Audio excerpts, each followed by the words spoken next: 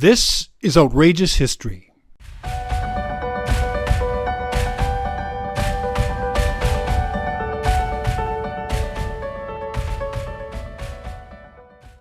Hello, I'm Ernest Granson, and welcome to Outrageous History. Zombies and vampires, Bigfoot and the Loch Ness Monster. These creatures and many others continue to fascinate, mystify, and terrify. In this age of scientific and technological knowledge, why is that? Is it because of some basic and ancient trait of the human psyche? Well, according to historian and writer Tim Flight, monsters were very real to the Anglo-Saxon population of pre-England Britannia, roughly the 700 years or so between the 5th and 12th century AD. And as Tim, who has a PhD in Anglo-Saxon literature from Oxford, writes in his book, Basilics and Beowulf, Monsters in the Anglo-Saxon World, the belief in these threatening creatures who existed in the wilds surrounding the Anglo-Saxon settlements seems to have been passed on to even our modern world in many aspects. Tim is with us today from his home in Devon, southwest England. Tim, appreciate your being here with us today. Oh, thank you, Ernest, and it's a pleasure to be here. So, Tim, in our contemporary world, we're used to seeing monsters. We're continually bombarded by them in the entertainment field.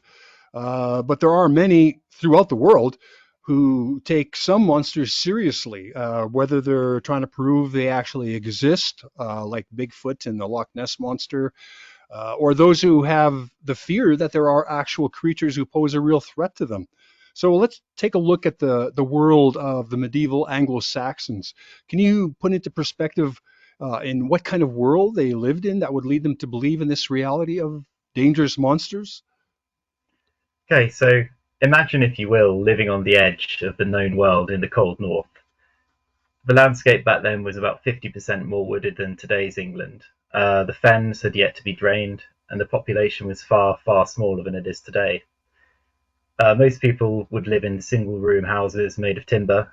The Old English verb to build was ytimbran, meaning to build, literally meaning to build out of wood. And these were very poor at keeping the elements out.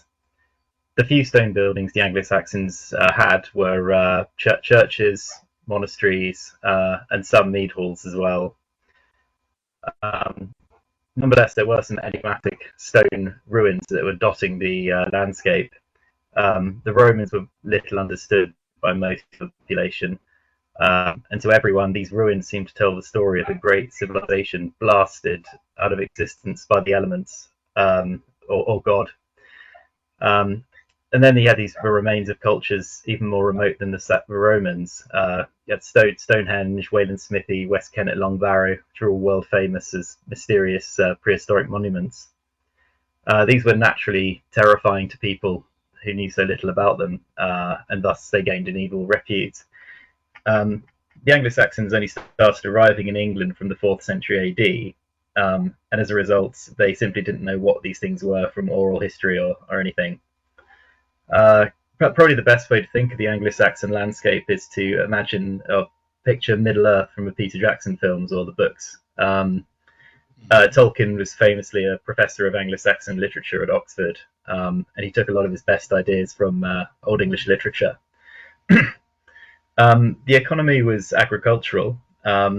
Most people were employed in some sort of farming, whether tending flocks, timber work, or sowing the land. This meant they saw the elements up close and personal. Flocks could be wiped out by a disease, starting with a single animal and acting very, very quickly. Crops could fail because of bad weather or parasites, and people literally starved to death. And as a result, they lived much closer to death than we do in the 21st century. Crucially, also, they were far less mobile. Very few people, even clergy and aristocrats, travelled far from their home parish. The best example of this is the Venerable Bede, who arrived in the double monastery of Wearmouth Jarrow at the age of 7, and he never left, even though there was a plague at the monastery while he was young. So they got to know their local environment very, very well. And probably the best way of capturing this is to look at Anglo-Saxon land charters. So these are just real estate documents saying where a piece of land was, who owned it, who it was going to. So the official waffle was in Latin. I, King Athelwulf, give this to the monastery of Lindisfarne or something like that. And then the bit at the end saying we're the signatories. But the bit that actually described the land was in Old English, and this was the language that most people spoke. And the very good reason for that is the monuments were named in the Old English language because people had to constantly think about it. It shows us these descriptions show us people very well connected with their locale, with details as specific as from the sour apple tree to Cain's acre to the giant pit to a guesser's tree. It's actually been argued that the reason they didn't make many maps in the modern sense of a physical 2D drawing was that they made mental maps. They knew the land on foot, and as a result, they used everyday landmarks to navigate through it. It's very important to think about to get into the mindset of an Anglo-Saxon that way. They didn't know the land in 2D; they knew it up close and personal. And with such limited physical boundaries, they didn't know exactly what lay over the hills or the forest that surrounded their parish. So with life being so miserable, short, and the fact they had to live in such a strange, gloomy country, it's probably unsurprising that they imagined that monsters might lurk beyond the pale. The complete lack of information about large parts of the country inspired the imagination, and they could fill in the blanks, so to speak. Monsters could also be blamed for sickness. Interesting fact, actually, is that malaria, which was common in England until the Victorian period, was believed to come from elves shooting tiny arrows into you. And of course, it's transferred by mosquitoes, so it's not a million miles away. So, weather events, natural disasters, even some of the strange noises that animals make at night can be blamed on monsters, and a lively body of folklore, much of which is now lost, consequently sprung up. It kind of reminds me of that saying that there are no atheists in foxholes. Your common or garden Anglo-Saxon had beliefs that were based on a mixture of Germanic folklore from their ancestral homeland, the local traditions of their adopted country they picked up from the Britons they tended to oppress or ostracize, their own sort of imaginative inventions, and of course the Christian faith. But we have to remember, though, that I'm sort of painting them as a very backward, credulous culture, but many of the Anglo-Saxons were some of the best educated men in Europe, often poached by wealthy rulers abroad to enrich their court and culture. There was a very healthy exchange of knowledge, artwork, and books from the continent and to the continent. But these intellectuals as well had very good reasons to believe in monsters, as well as being privy to the fears that everyone was privy to from living in a hard and weather-beaten country. They had access to Roman and even Greek learning, which many of those texts spoke about the reality of monsters. So is that where these three old English manuscripts come in that you write about, which seem to have played a key role in molding the conception of monsters for Anglo-Saxons? In a sense, so what the Exeter book, the Beowulf manuscript, chiefly, and the Junius manuscript. And several of the texts I talk about in the book appear in manuscripts that have other bits of learning from other cultures. So the Exeter book has 3 texts that are translations of the Physiologus, which was originally a Greek text which discussed the wonders of nature. And in the book, I go into quite a lot of detail about a text called the Whale, which presents the whale as this monstrous, basically a leviathan. It's this terrible sea monster that would pull sailors to their death, tempts fish in with its sweet-smelling breath.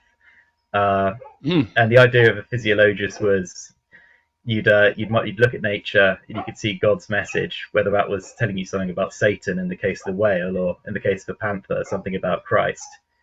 So they're thinking very deeply about that, and the corpus of Anglo-Latin learning was yeah, pretty formidable as well. There are many manuscripts of Augustine, Gregory, Ambrose, and similar intellectuals, and there's very good reason to think that they knew the Aeneid as well, which of course has plenty of pretty fantastical monsters. And I suppose the thing is, for the learned, they had these great authorities from the church and Roman Greek learning who told you monsters existed, and they had no good reason to say, well, no, they're talking rubbish. I've never seen one.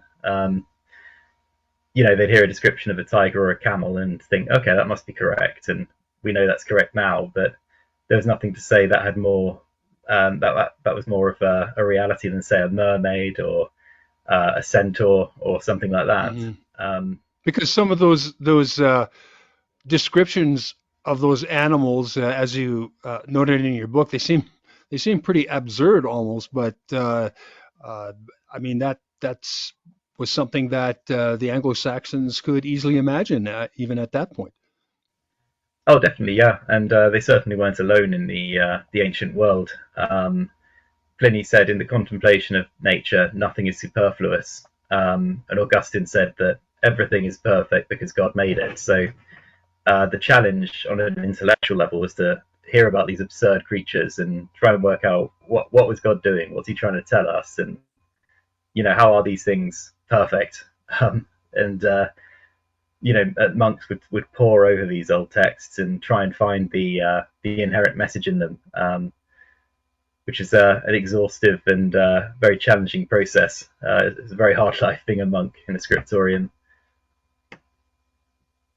So we see that the Anglo-Saxons, for most Anglo-Saxons, despite their illiteracy, were quite aware of monsters haunting like the exotic lands of the East, through these descriptions of these manuscripts, and they were convinced that Britain, which apparently at that time was believed to be located at the ends of the earth, also Mm. contained its fair share of monsters.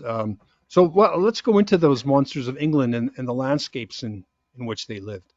Yeah, it's an interesting tradition. Again, it comes from a patristic, and even further back than that, it's from the classical tradition. The idea that the further you were from centers of civilization like Rome, Jerusalem, and Athens as well in the Greek texts, the more uncivilized you must be. And the intellectuals in England knew that because of where they were on the map, they had to be their land had to be full of monsters. So they were convinced, and then of course the people I was probably quite damning about. I feel a bit bad now.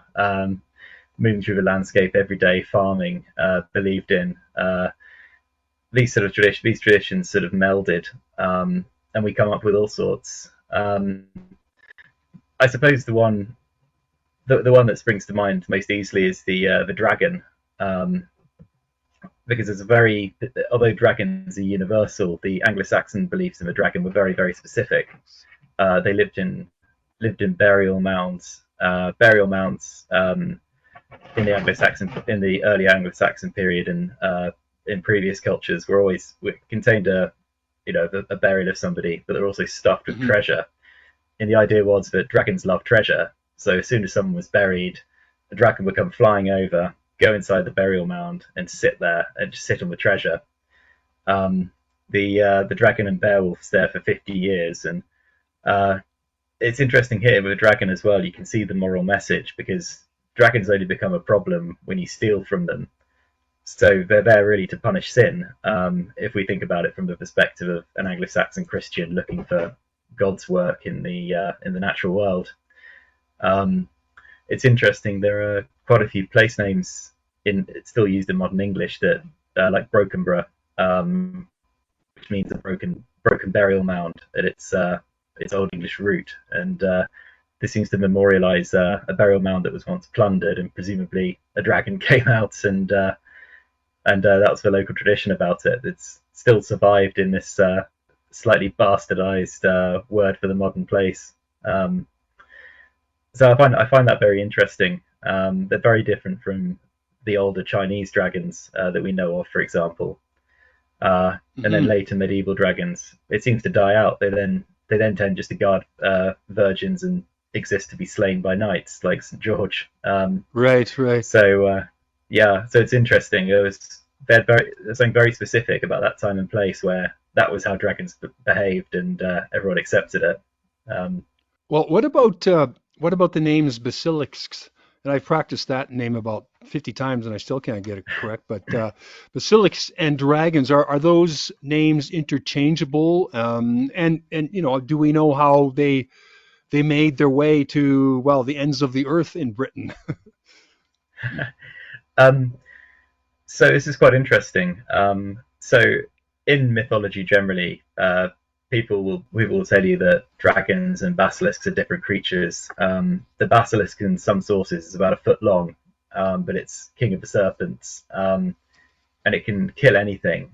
But it's very vulnerable to the weasel, which is the only animal Hmm. that can kill it. Um, in the Anglo-Saxon period, we know from manuscripts where they've been glossed. So the monks were reading through a Latin text and they saw the word basiliscus, and they glossed it with worm, Wyrm, which is one of the Old English words for dragon. Um, Ah. so it's fairly certain that they were seen as the same creature, just a different word. One of the things that basilisk does is it poisons the surrounding area. Um, and in Beowulf, we see that where the dragon lives in Beowulf, um, whenever they anger it, it comes out, it raises everything to the ground. Um, the dragons described in the Latin texts of Oldhelm, they too have poisoned the area around them, so no one can live there until these amazing dragon fighting virgins turn up to get rid of them. Um, which again is in most cultures is a feature of the basilisk rather than the dragon.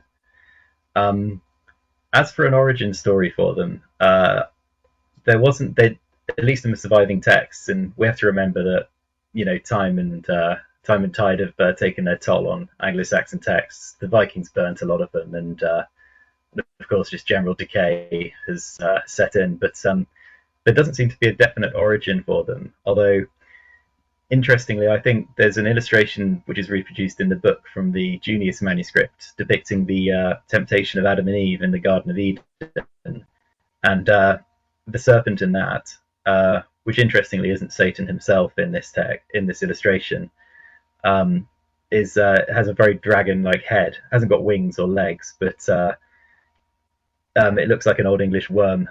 Um, so, so so possibly they're related entirely to Satan. They're one of the things that possibly emanate from hell to scourge the living, as per the story of Job in the Bible.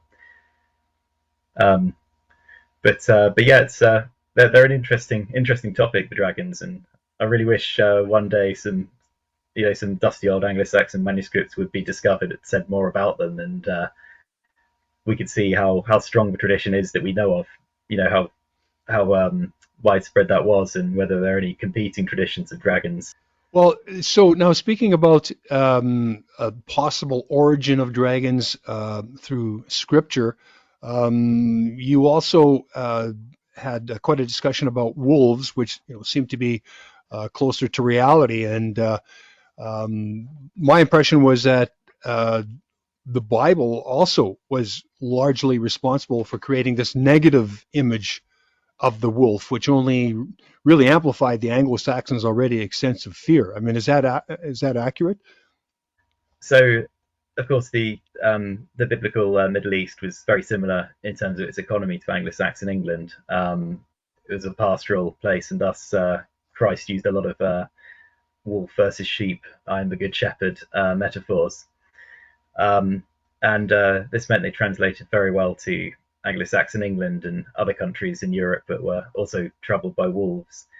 Um, we of course don't know for sure what was believed about them by the pre-Christian Anglo-Saxons, although a lot of warriors seem to carry wolf compound names. So it suggests that they were seen as very ferocious beasts before Christianity arrived and people started writing stuff down, which is all we have access to. Um, but but it's yeah, you mentioned that they're closer to reality, and that's a very important point when we're thinking about the Anglo-Saxon monsters. As I alluded to earlier, they didn't really draw a distinction between mythological animals and real animals. Um, they knew about them from the same sources, and they had no reason to discount what Saint Augustine, for example, would say about monsters. Um, and so, as a result, wolves were just as much a monster and as much a part of nature as, say, dragons, and the rather crazy animals that lived on the borders of the known world, at the opposite end of the world. Um, so so yeah, it's very interesting because we draw a very firm line between the natural and the supernatural in the 21st century. But back then, there simply wasn't that distinction, and as a result, a wolf could be, a wolf could be a monster, and um, I think they draw a lot of their metaphorical power from the fact that they were deemed monsters. Um, they tend to be depicted as lone animals, which is, very rare since they're naturally pack animals. Um, and they were said to prey on humans, which, as we know these days, is actually very rare. It's only very desperate wolves that will do that. Um, and there are also, some interesting traditions linked to wolves, such as the caput lupinum, or the wolf head, and this dates back to the when the Anglo-Saxons were still on the continent, and it's the idea that if you become an outlaw, your life is forfeit, so you can be killed but not murdered. It's a very important distinction. And Hmm. in the earliest days of this law, you would have a severed wolf's head tied around your neck that you'd have to wear to signal to people that if they fancy killing you, they could. Um, so it shows something of the disdain with which wolves were held, and also the fear, of course, because to become an outlaw, you have to be a pretty unpleasant individual. Um, and and yeah, outlaws were said to be companions of wolves. So they basically became almost indistinct from wolves themselves, which is a very interesting image, I think. Now you discussed in quite detail about this concept of boundaries and the fact that boundaries played a vital role in that Anglo-Saxon environment, and the idea of dragons existing in the British landscape like wolves, they played a significant role in the concept of boundaries between civilization and wilderness. Yeah, yeah.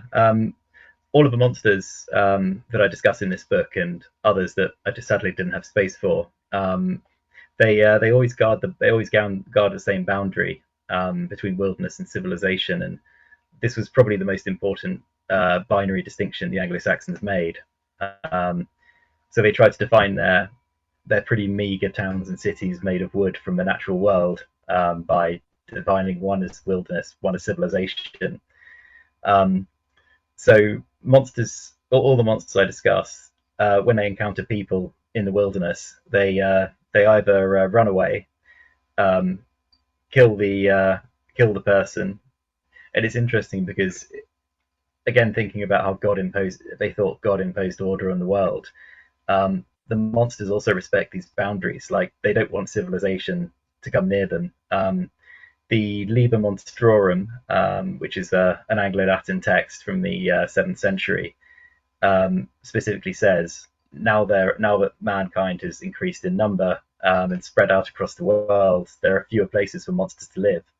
So humans and monsters simply can't coexist. And it's very interesting that the monster works to define the wilderness in the same way the Christian or the church would work to define civilization.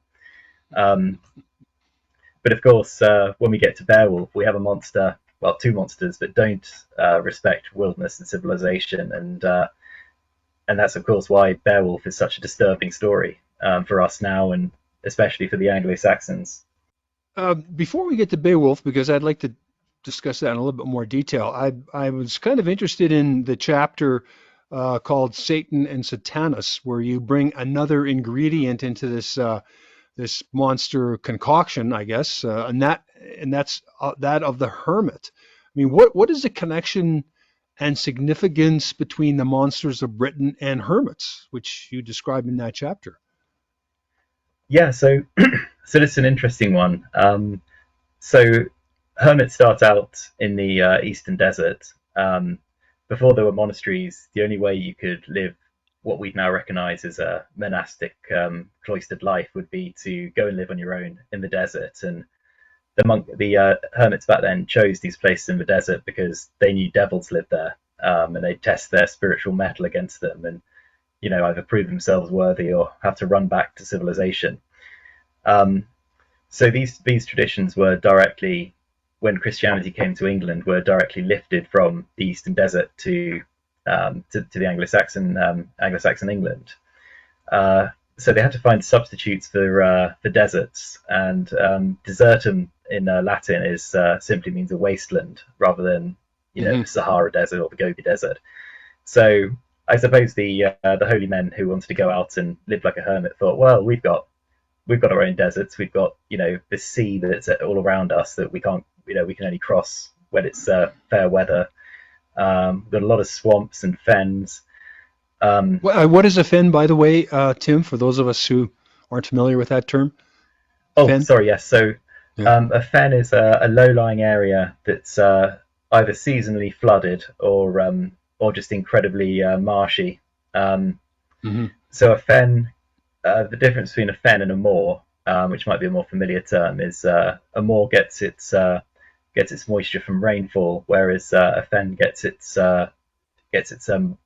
moisture from the Earth's core. Um, so yeah, just they're almost like paddy fields, but of course not cultivated to be like that. Um, so yeah, I mean these were pretty inhospitable places. They were full of mosquitoes carrying malaria. If you didn't know where you were going, you could easily step in a particularly boggy bit and get stuck and probably starve to death because they were so sparsely populated. Mm. Um, so functionally, very similar to the Eastern Desert, just nowhere near as hot or as dry. Um, so this was an interesting, I suppose, transposition from the east to the west. Um, it's interesting actually the Somerset levels, which they're not a fen, but quite similar, low-lying, seasonally flooded. A lot of the hills there carry the elements of a name, Nei, which means island, and they often carry the name of a first name as well. So most likely, this meant that they're associated with one person. And according to Mick Aston, who is probably most famous for Time Team, but was also a very famous archaeologist away from television, these were probably hermits who lived there and tried to emulate the lives of the Eastern saints like Anthony and Hilarion and people like that. So how is that connected to monsters? These hermits are living out in the wilderness where normally monsters would be located. Yes, yeah, and in these wildernesses that the hermits decided to populate, the monster was the place the monster was taken by the demon. So one of Satan's emissaries, and functionally they're identical. They live there because it's not civilized, and they won't have to put up with psalm singing and people being pious. And in the story of St. Guthlac, he chooses an island that he knows no one can live on in the fens because demons live there and they always scare people away. It's the same in the life of St. Cuthbert, the little island he chooses to live on next to the monastery of Lindisfarne. Um, so it's interesting there, as well as being functionally similar. There's a bit in Felix's life of Guthlac when we read the point I was making about the natural world and the supernatural world being pretty much identical is really hammered home. Um, they tried to scare him off by assuming the form of animals he'd know. So they take the form of a bull, a stag, a wolf as well, and obviously the logic of the demons is this will scare the life out of him, and he'll definitely leave, because in the whole story of Guthlac and Cuthbert, the demons that come and assail them, they just want to get rid of them. They just want the saints to leave so they can go on living there. And well, in what passes for peace if you're a demon living with other demons? I can imagine it's probably quite raucous.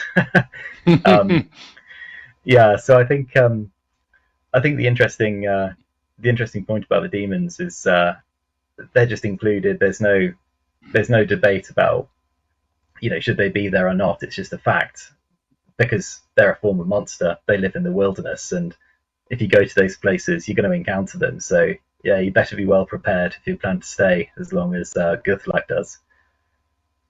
And was the normal Anglo-Saxon population aware of these hermits? I mean, you mentioned Felix as an author. Who were the other authors, and how available or accessible would this information about hermits have been to the population? They would have been very famous in their time. We have quite a lot of litanies and sort of church procedures preserved, and Guthlac and Cuthbert are mentioned in pretty much every single one. I should mention that Cuthbert was also famous for being a bishop as well. More famous for being a bishop and a hermit. Being a hermit is just another string to his ecclesiastical bow. But Guthlac was just a hermit. There's also Balthera, who lived on Bass Rock, which is now an RSPB reserve. It's this incredible sort of form. I don't know what the rock is, but it's just a formation in the Firth of Forth where seabirds live, and one Anglo-Saxon hermit lived there, and again he was venerated. So I think they were naturally more impressive than other monks, even to monks. The Anglo-Saxon Church was actually very reticent about letting people become a hermit, because it was thought to be just far too dangerous for normal people. You had to be a real superhero of faith to go and become one. Guthlac got quite a few visitors. People used to come and see him on a boat. Once he'd got rid of the demons, of course. Until then, no one was going anywhere near him. In the life of Cuthbert, actually, it's quite interesting. He builds his hermitage out of stone, which would have been very rare. Most hermits wouldn't have been able to afford to build out of stone. But too many people keep coming to visit him. So eventually he has to build it even higher, with a tiny window really high up, so he can only see the sky. So he wouldn't get distracted by the constant stream of people coming along asking him for advice and assistance in their daily struggles.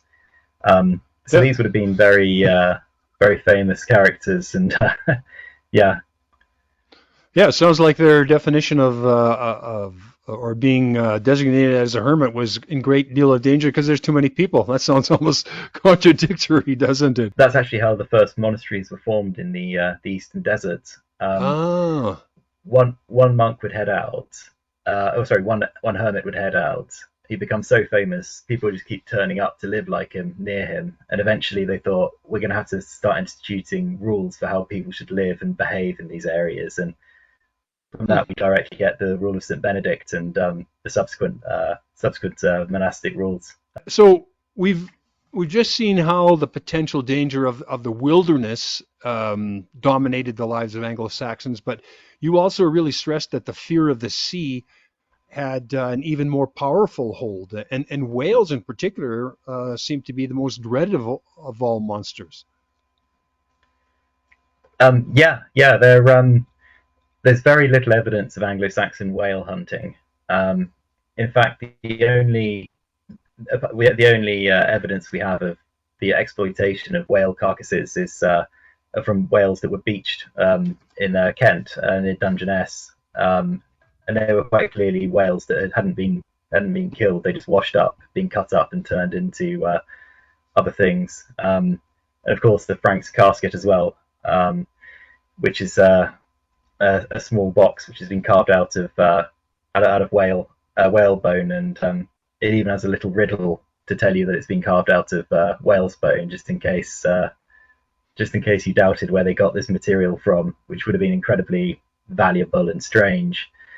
And I think the whale is sort of naturally the scariest, probably the scariest of the monsters, at least in its own habitat, because of course man is most vulnerable at sea.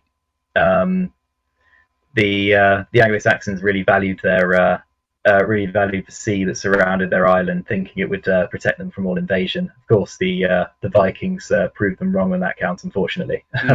But but yeah, it's the biggest monster that lives in the most savage and untamable element of all, and as a result, they were very very widely feared.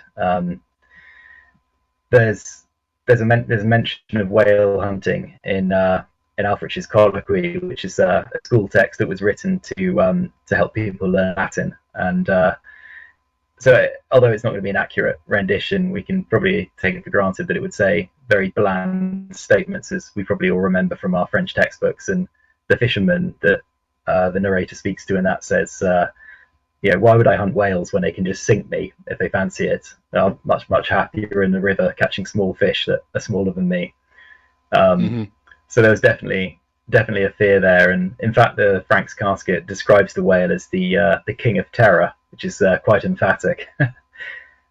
Okay, so now we get to this classic piece of literature, the poem of the wolf, and its two preeminent monsters, the Grendelkin.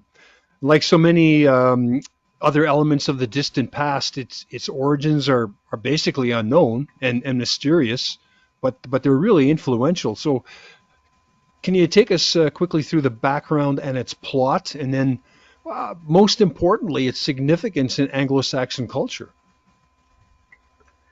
Sure. So the story of Beowulf would originally have been an oral tale, told in a mead hall around the fire when everyone had a few beers or something, and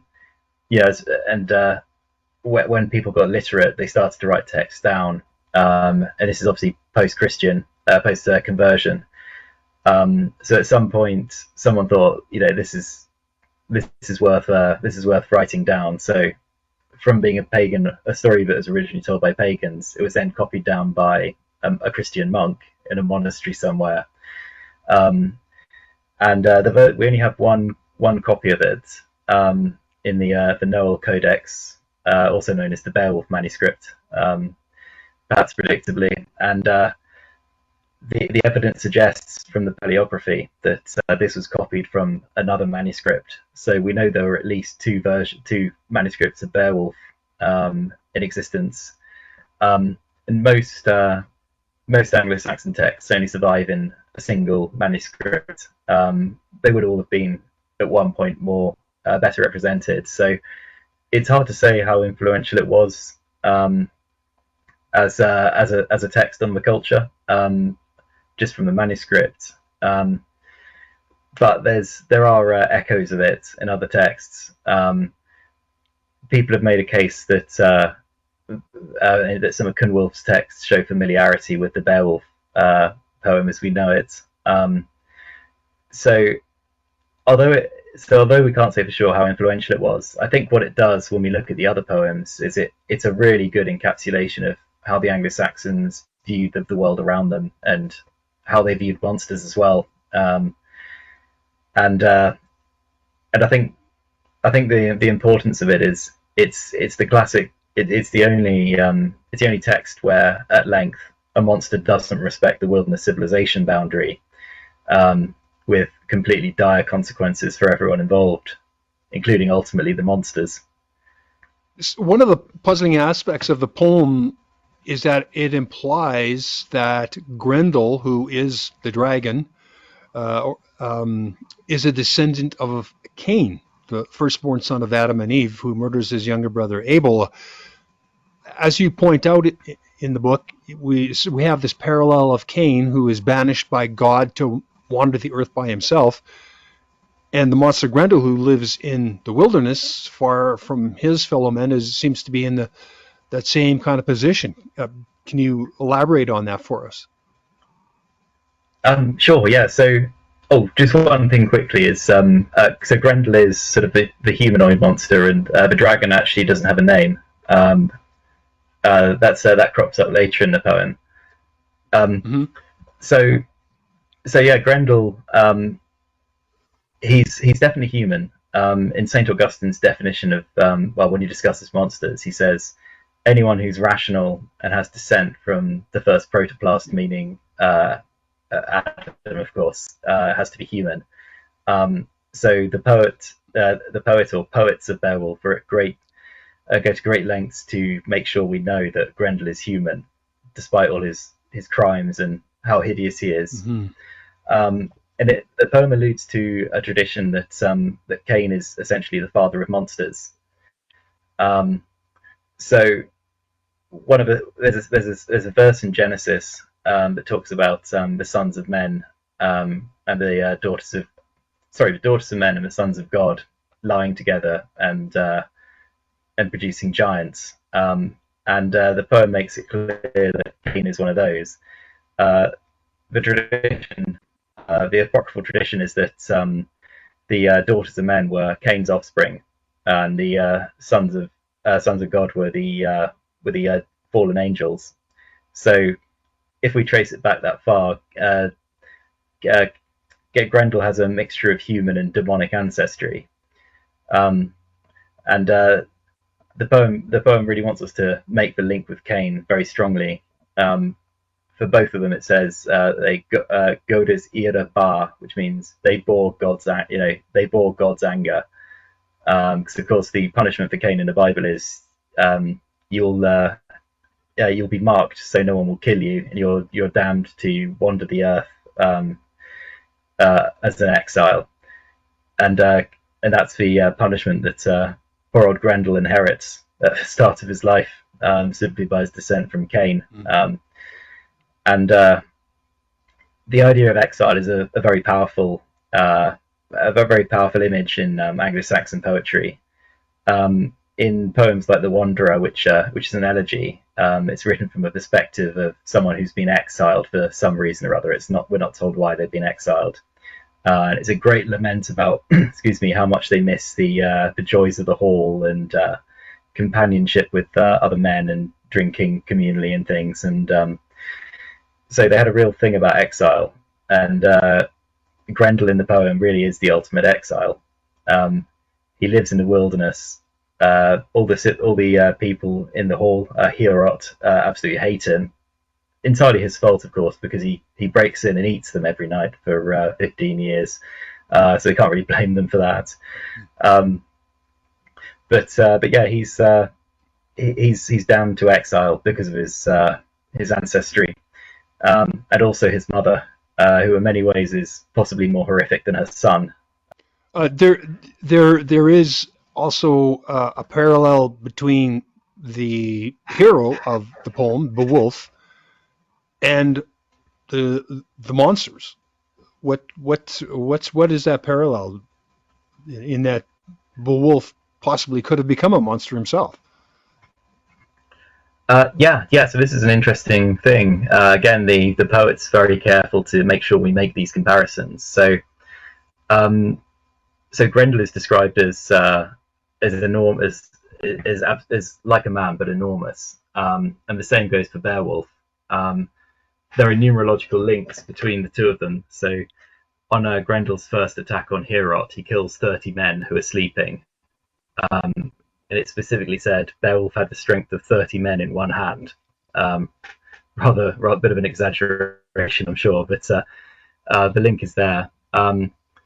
Grendel lives in a mare, and to get there you have to dive underwater for an entire day.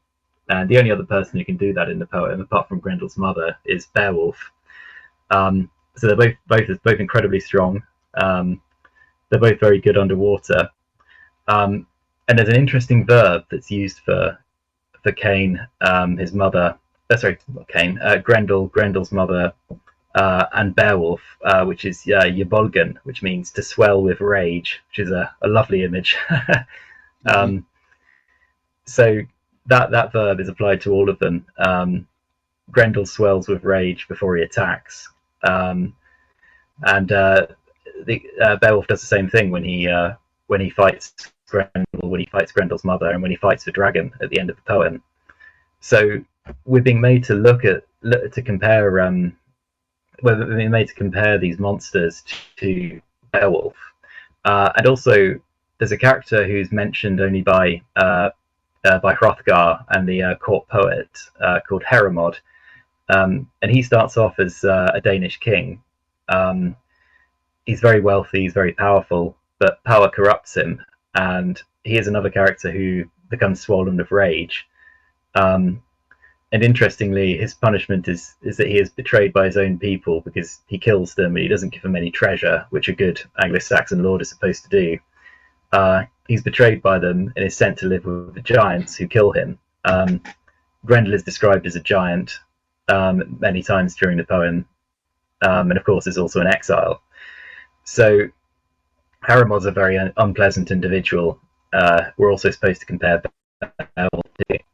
But while we've got these comparisons, it's also made very clear that Beowulf is always in the right. He's a very honourable man, and at various points in his fights, we see God intervening.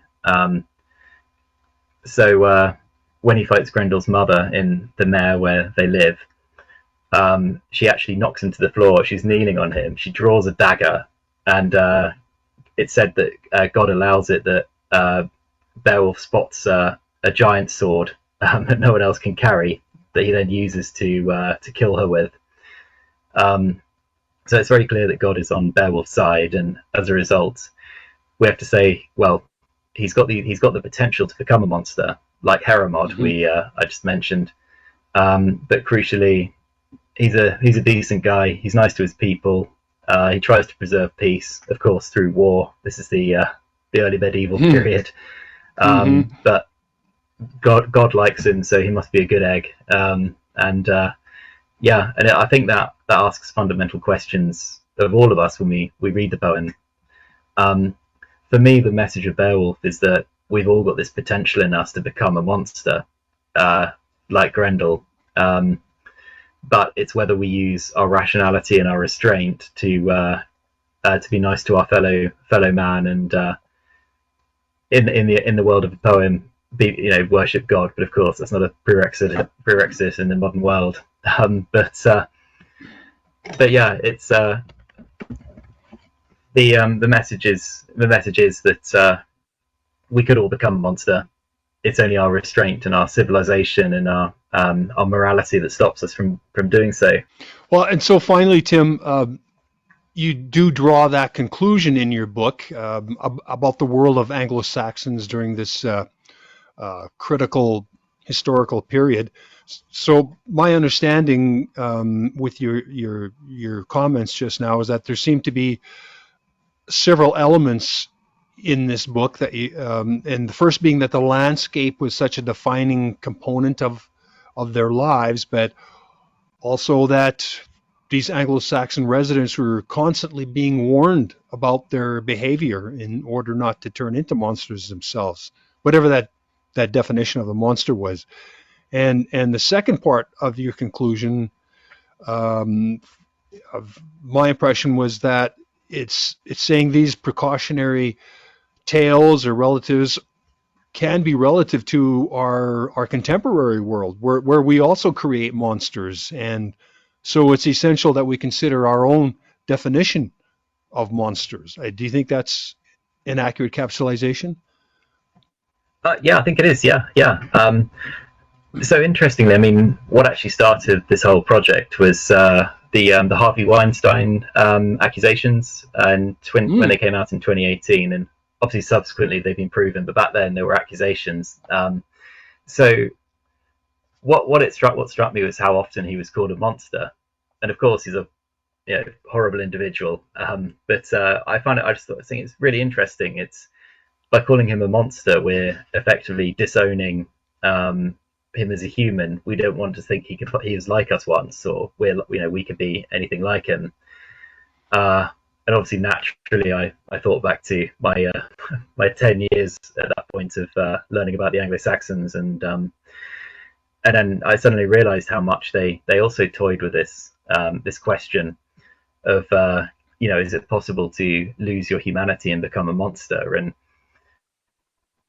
for them, and for us as well, it emphatically is. If you commit certain deeds, you become you become an outcast, and you effectively forsake your humanity. You then become a monster. And I mean, when we think beyond Weinstein to even worse people, we think of Hitler or Stalin, and the things they did and the things they believed.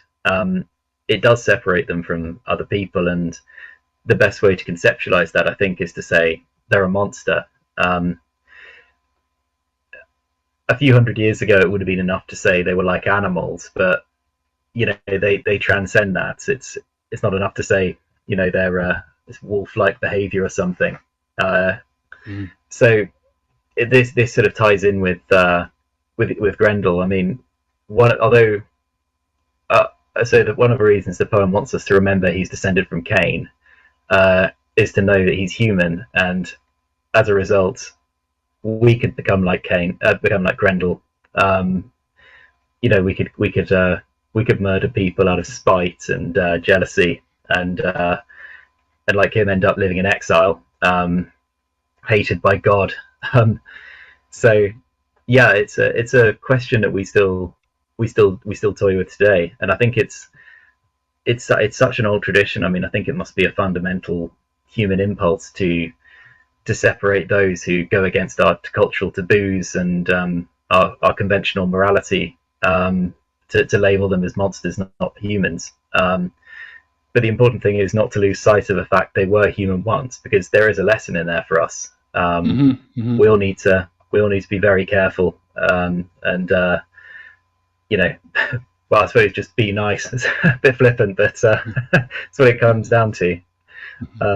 Well, Tim, I thank you so much for bringing this little-known aspect of our ancient past to our attention, and how it still relates to our contemporary world. So, incidentally, any other projects that you're working on that may interest our listeners?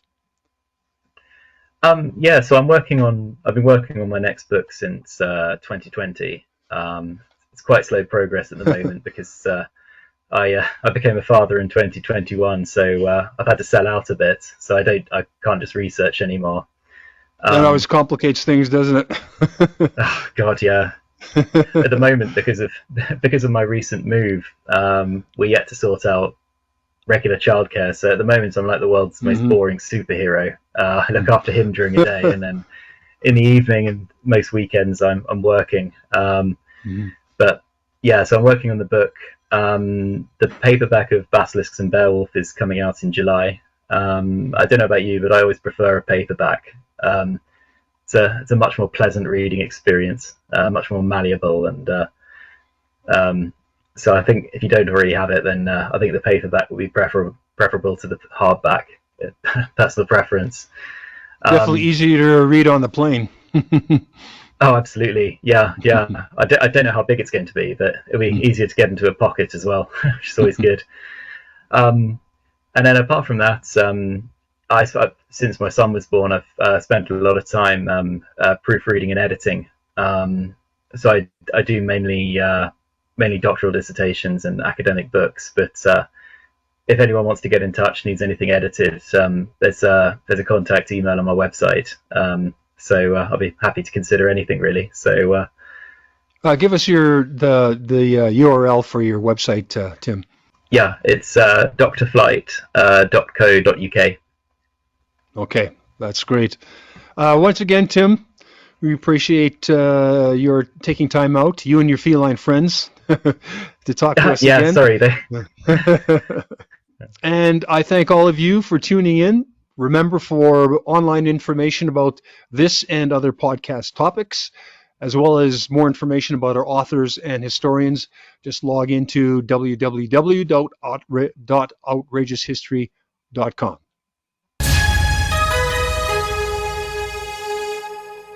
Outrageous History is produced by Northern Flicker Media.